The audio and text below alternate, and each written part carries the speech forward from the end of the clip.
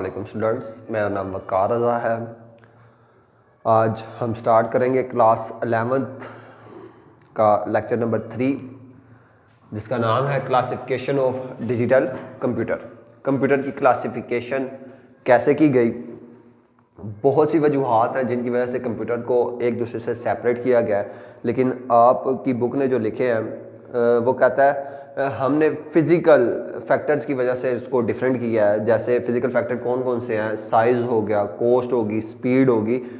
तो इस वजह से इन फिज़िकल फैक्टर्स की वजह से हमने कंप्यूटर को डिफरेंट किया। तो इस फैक्टर की वजह से हमने जो कंप्यूटर को डिफरेंट किया आपस में, क्लासीफाई किया आपस में, वो 4 कंप्यूटर हैं। वो कौन कौन से हैं?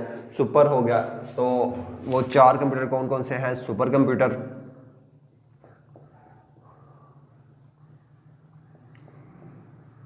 फिर second one main frame computer,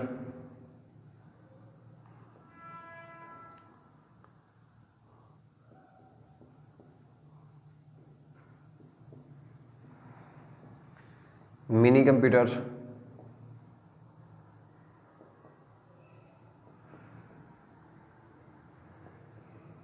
और माइक्रो कंप्यूटर।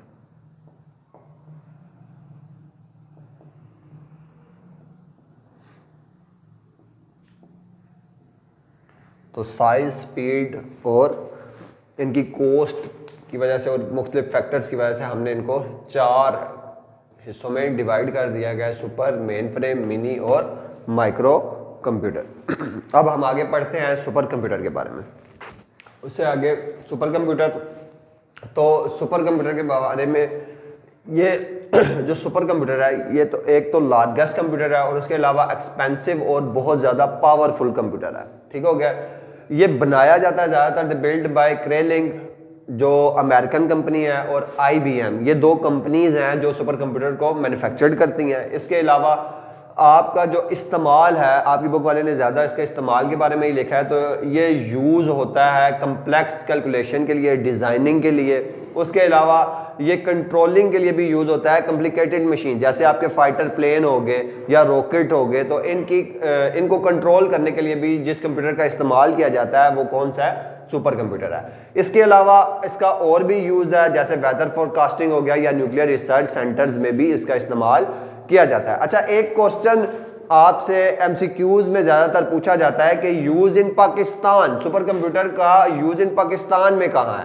तो ये एटॉमिक एनर्जी रिसर्च सेंटर जो है आपका पाकिस्तान का, इसमें इस्तेमाल किया जाता है। इसके अलावा और भी बहुत सी ऑर्गेनाइजेशन है पाकिस्तान में जिसके अंदर इसका इस्तेमाल किया जाता है, लेकिन जो आपकी बुक वाले ने जिसको मेंशन किया है, ये ज़्यादातर आपसे MCQs में भी पूछा जाता है। तो वो कौन सा है? Atomic energy research centre. अब हम आगे चलते हैं अपने सेकेंड कंप्यूटर की तरफ, जो आपका क्या है? Mainframe computer.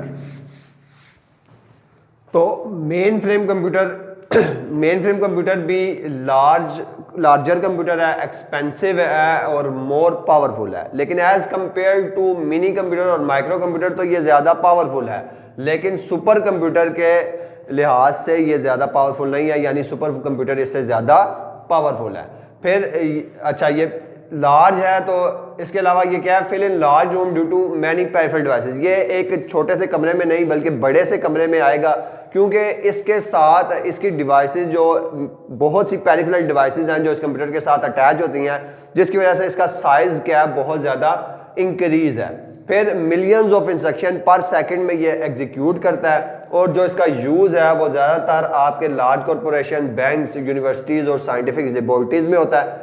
फिर इसकी जो एग्जाम्पल हैं वो IBM इंटरप्राइजर, EC12, EC196 और HP 16500 सीरीज हैं। तो ये आपसे अलग अलग क्वेश्चन भी पेपर में पूछे जाते हैं, यानी अगर सिंपल आपसे वो मेन फ्रेम कंप्यूटर पूछ लेता है तो आप इसको कंप्लीट लिखें, वो यूज़ भी सिर्फ पूछ सकता है, तो इसलिए मैंने इनको अलग अलग कर दिया है। उम्मीद करता हूँ आपको मेरा ये लेक्चर समझ में आया होगा। अगर किसी बच्चे को कुछ समझ में नहीं आया तो वो कमेंट सेक्शन में मेरे से पूछ सकता है। नेक्स्ट वीडियो तक के लिए अल्लाह हाफिज़।